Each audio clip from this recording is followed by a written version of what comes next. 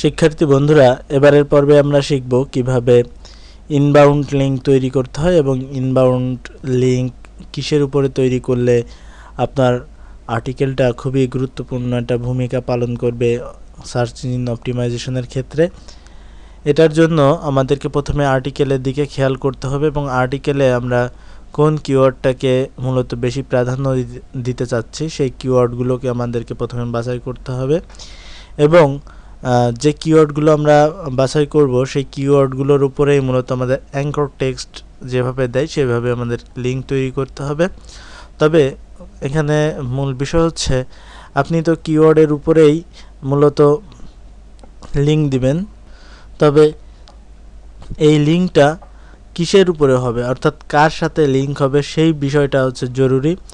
যেমন ধরেন আমরা যদি এখন বাংলাদেশ ভার্সেস ওয়েস্ট ইন্ডিজ নিয়ে কথাবার্তা বলি এবং এই বিষয়ে যদি আমাদের ওয়েবসাইটে আরও কোনো আর্টিকেল থেকে থাকে তাহলে সেই আর্টিকেলের সাথে কিন্তু আমাদের এই বিষয়টা লিঙ্ক করানো উচিত হবে।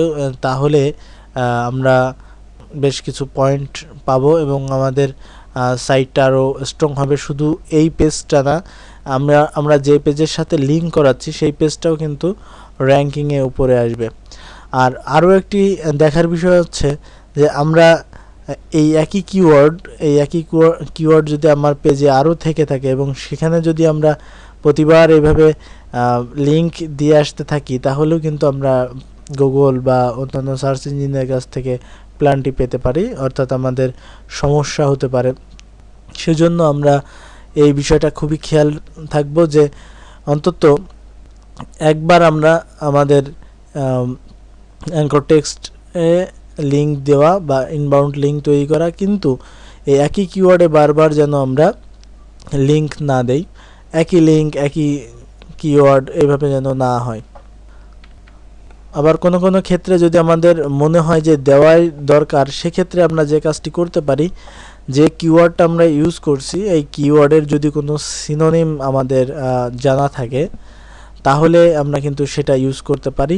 সেক্ষেত্রে আবার সমস্যা নাই, তাহলে আপনার কিওয়ার্ড আরও একটি বাড়লো এবং সেটার উপরে যদি কোনো সার্চ হয় আপনি সেই ভিজিটরটি পাওয়ার আশা করতে পারেন। এইভাবে মূলত কাজ করতে হয়। তবে আমরা কিছু জিনিস দেখে নিই। ধরে নিলাম যে আমাদের ওয়েবসাইটটা ইউআরএল হচ্ছে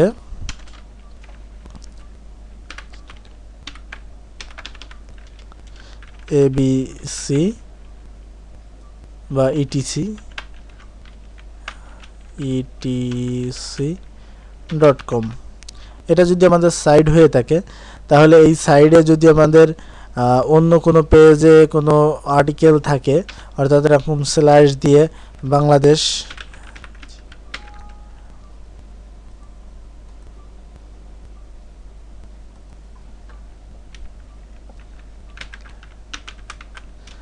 বাংলাদেশ ভার্সাস জিম্বাবুয়ে বা ওয়েস্ট ইন্ডিজ, এখানে হাইপেন,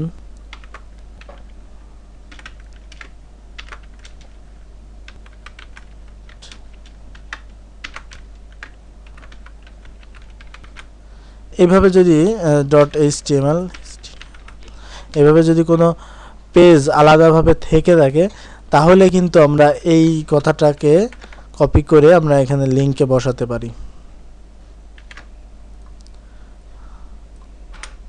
এটা আমরা এই লিঙ্কটা কোথায় বসাবো সেটা আমি আগে বলে নিই। যে আমরা এখানে দেখতে পাচ্ছি বাংলাদেশ ভার্সেস ওয়েস্ট ইন্ডিজ রয়েছে, এই কথাটার উপরে আমরা লিঙ্কটা দিতে পারি।